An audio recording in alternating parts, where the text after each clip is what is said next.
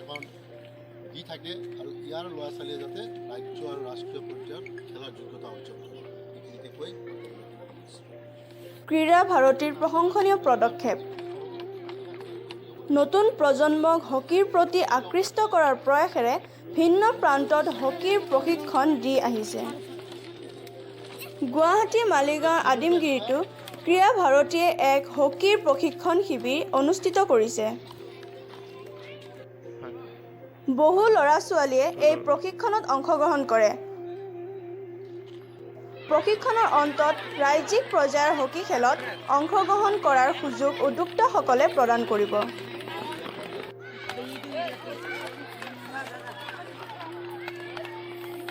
অসম দাপোনৰ তৰফৰ পৰা ক্ৰীড়া ভাৰতীৰ লগতে হকীৰ প্ৰতি আকৃষ্ট নতুন প্ৰজন্মসকললৈও আন্তৰিক শুভেচ্ছাৰ উপৰিও উজ্জ্বল ভৱিষ্যতৰ কামনা কৰিলোঁ।